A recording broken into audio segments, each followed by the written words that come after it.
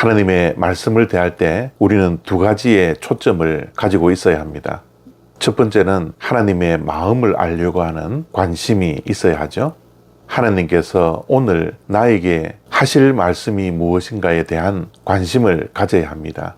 하나님의 마음에 대한 관심을 가질 때 하나님의 말씀이 우리의 귀에 들려지기 시작합니다. 그래서 하나님께서 하신 말씀에 대하여 어떻게 살지에 대한 방향을 정할 수가 있죠. 두 번째로 하나님의 말씀을 통하여 기도 제목을 마음에 품어야 합니다. 우리는 늘 하나님께 기도할 기도의 제목을 가지고 살죠.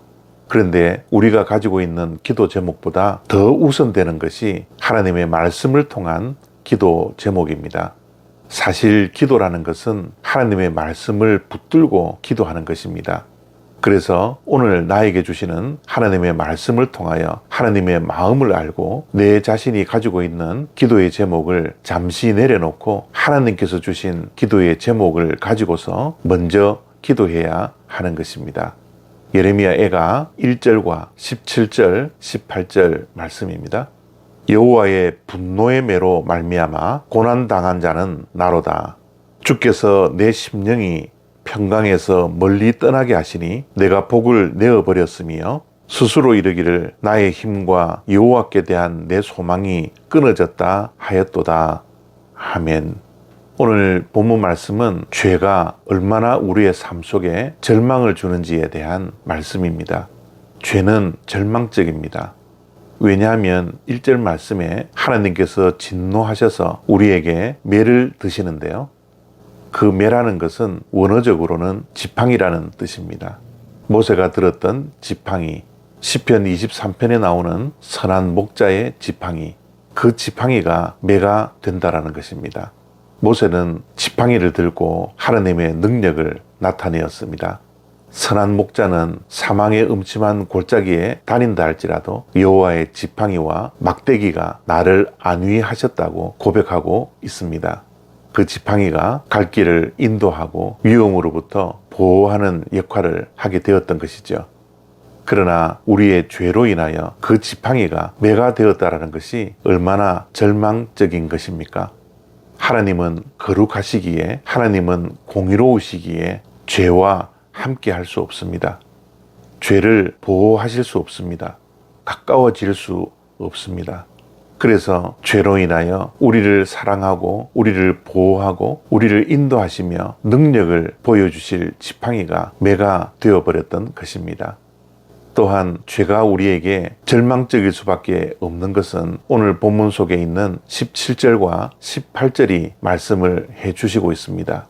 우리의 죄로 인하여 마음의 평강이 사라집니다. 우리가 누려야 할 복이 버려질 수밖에 없습니다.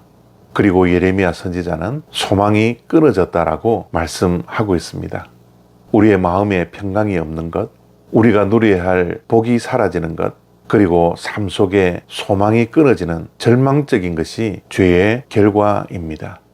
요즘 이 시대는 도덕 불감증의 시대라 말을 합니다. 그리고 우리 믿는 자들에게는 죄에 대한 불감증 시대라고 말을 합니다. 우리 믿는 자라 할지라도 우리 자신의 죄를 보지도 못하고 우리의 죄를 인정하지도 못하는 죄에 대한 불감증 시대에 살고 있습니다.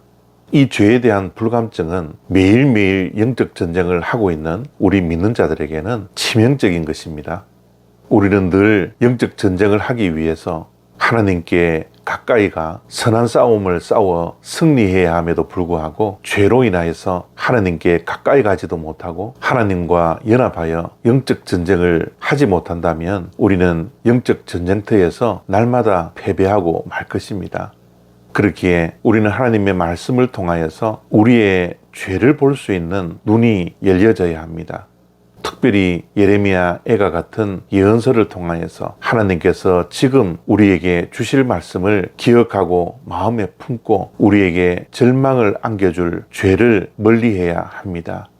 그리고 죄가 발견되면 우리는 하나님 앞에서 철저하게 회개해야 합니다. 입술로 회개하고 입술로 회개할 뿐만 아니라 회개에 합당한 열매를 우리는 맺어야 합니다.